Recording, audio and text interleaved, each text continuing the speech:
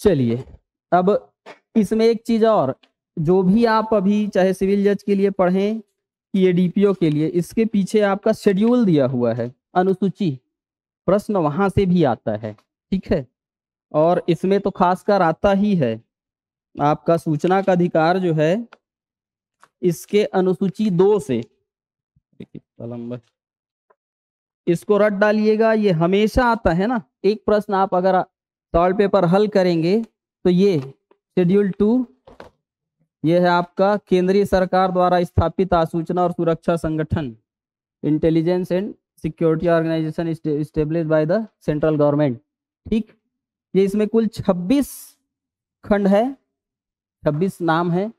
ये बिल्कुल इसको पूछा जाता है। और मैं बता देता हूं, एक बार ये पहला नंबर आ चुका है आसूचना ब्यूरो, फिर 6वें नंबर का आ चुका है एक बार, फिर एक बार 26 नंबर का आया है। और ये क्या है, यहां पर सूचना का अधिकार अधिनियम लागू नहीं होगा, यहां से आप सूचना मांगेंगे नहीं दिया जाएगा, शेड्यूल 2, ठीक। धाराओं को तो आपको पढ़ना ही है, इसको भी ध्यान में रखिएगा। नहीं ऐसा कुछ नहीं, इनमें से कौन सा है जो नहीं है करके, ठीक, कि आप कहां पर सूचना मांगेंगे जहां से आपको सूचना नहीं दी जाएगी, या ये बोला जाएगा कि किस पर लागू नहीं होगा, तो ये सब सूचना आप क्या करेंगे, ये तो।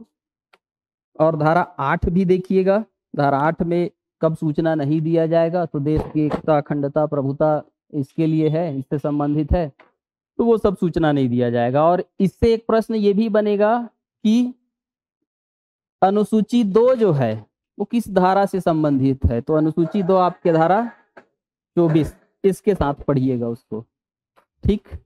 और अनुसूची 1 में क्या है, कुछ नहीं है, प्रारूप वगैरह है, धारा 13, 3, 16, 3, ये अधिक से अधिक ही आएगा, उसके भीतर से कुछ नहीं आएगा, भीतर में कुछ है भी नहीं, ठीक है। लेकिन ये बिल्कुल पढ़िएगा इसको। और इसके साथ ही साथ इसमें 2-3 बातें और है कि किस उसको जोड़ा गया है और किसको हटाया गया है, किस डेट में। जैसे कि आपका एकदम नया नया जोड़ा गया है अभी 21, ये नंबर 2 को अनुसंधान और विश्लेषण खंड, जिसके अंतर्गत उसका तकनीकी खंड मंत्रिमंडल सचिवालय विमानन अनुसंधान, research and analysis wing, section नहीं, इसी शेड्यूल 2 में ही, मैं धारा 8 बोल दिया था, शेड्यूल 2 में है, ठीक। ये तो ये कब जोड़ा गया है इसको, ये भी आता है। देखिए, रटने का क्या है, पढ़ने का आप पढ़ लेंगे, रट लेंगे, लेकिन कहां कहां से क्या क्या किस तरह से करना है वो मैं बताना चाह रहा हूं, ताकि आप आसानी से कर पाओ इसको, है ना। नहीं, रूल्स नहीं, किसी का रूल नहीं आएगा, पढ़ने की जरूरत नहीं है, आप घबराइएगा मत, किसी भी एक्ट का रूल नहीं आता है, वो आपके सिलेबस में नहीं है, ठीक है। और उसके बाद जैसे हमेशा आता है कि कुल कितनी धाराएं हैं, कितने अध्याय हैं, ये सब आपको ये भी करना पड़ेगा। अब इसका थोड़ा सा सूचना का अधिकार अधिनियम के बारे में जान लेते हैं। अच्छा रुकिए, बीच में और कुछ होगा तो वो देखते हैं।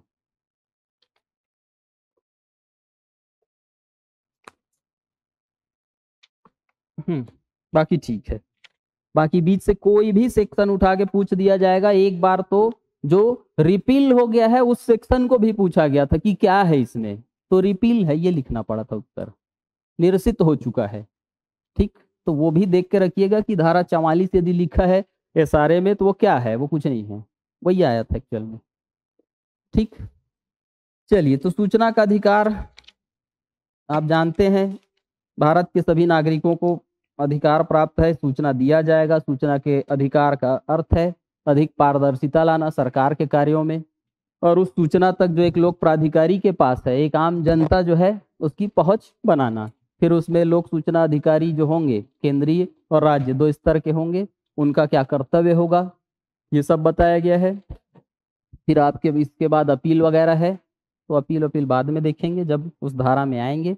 इससे पहले इसका इतिहास देख लेते हैं। 2-3 बातें, चूंकि ये डीपीओ का एग्जाम है, यहाँ कभी न कभी जीएस टाइप क्वेश्चन भी लॉ में बना दिया जाता है, तो उसको हम नहीं छोड़ सकते। तो थोड़ा सा इसका इतिहास देख लेते हैं। ये प्रश्न आ सकता है, आप लोगों ने गाइड वाइड में पढ़ा होगा कि सूचना का अधिकार अधिनियम जो है सबसे पहले कौन से देश में लागू किया गया?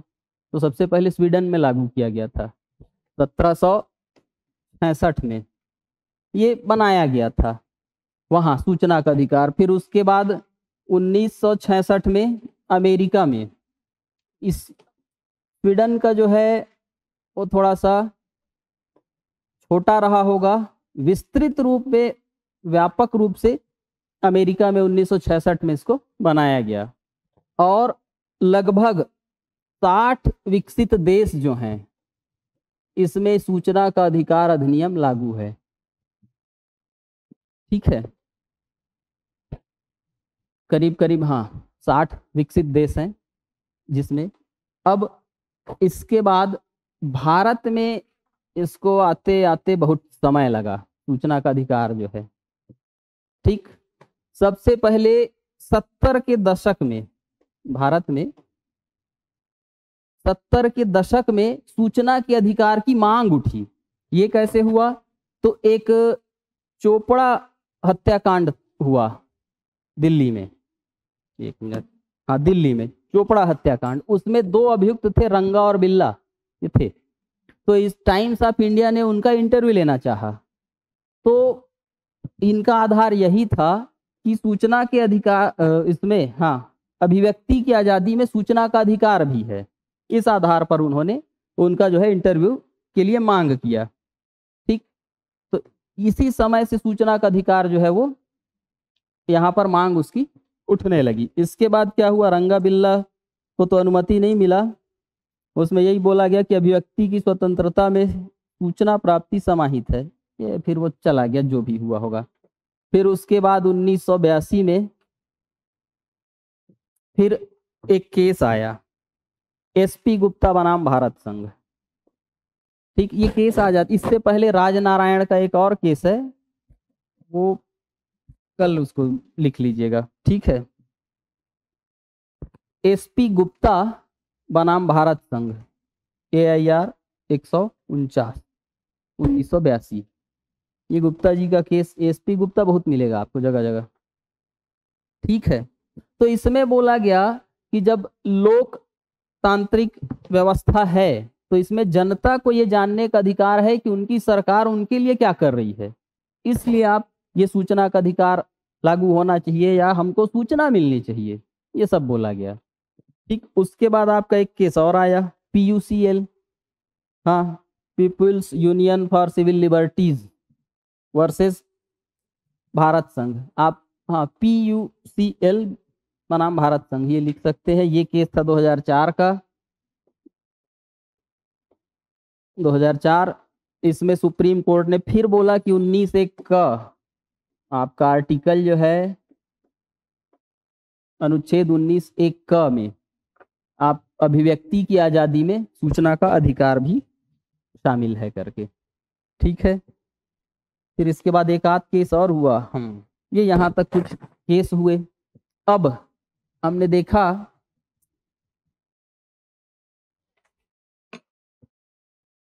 State union of India, Bharat संघ था वो।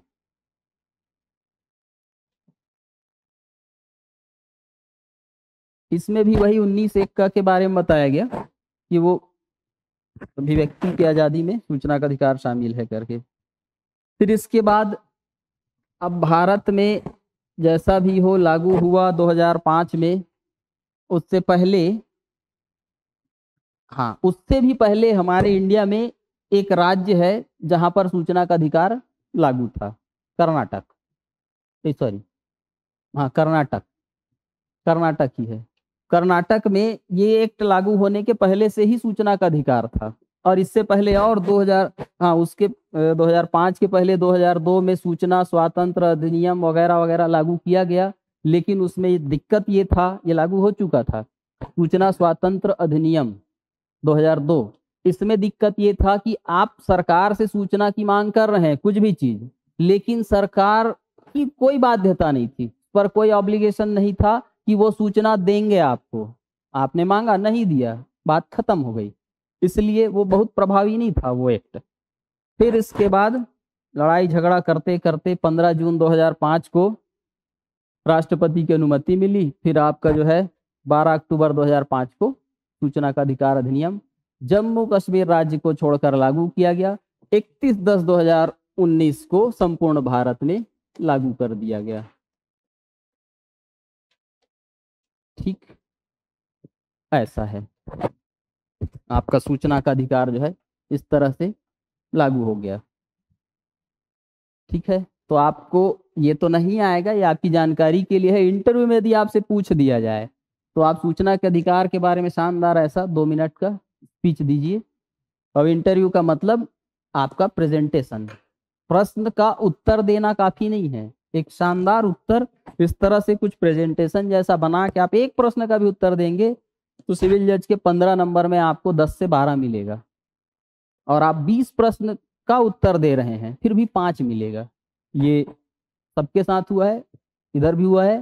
ठीक, तो 5 दे दिए थे, जबकि बहुत शानदार उत्तर देने पर, एक उत्तर देने पर भी 12-12 मिला है। ठीक है, तो यही देखा जाता है ना, क्योंकि भाई आप पैरवी करेंगे तो फिर इतने सारे हमारे धुरंधर वकील साहब लोग रहेंगे तो उनसे कैसे निपटोगे? एकदम शानदार बोलोगे, सनी देओल जैसे। नहीं, सनी देओल जैसे मिलते हैं, है ना, आप तो प्रोसिक्यूशन की ओर से रहोगे। ठीक, चलिए, तो इस तरह से मैं ये इसलिए बताया, क्या पता आपके जीएस में पूछ दे इसको सबसे पहला देश, या अच्छा अभी इसके बाद ये कोई सा भी एक, तो ये एक काम का हो सकता है, तो पता रहे अपने को। या इंटरव्यू में ही पूछ दिया जाए कि आपके सिलेबस में है, थोड़ा बताइए क्या है। अगर आप चाहते हैं अपने कैरियर को एक नई दिशा देना और सुनहरे भविष्य को साकार करना, तो जुड़िए कंपटीशन कम्युनिटी के साथ। आज ही हमारे वेबसाइट के कैरियर पेज पर विजिट करें अथवा डिस्क्रिप्शन बॉक्स पर दिए गए लिंक पर क्लिक करें। हमेशा आपके साथ टीम कोको।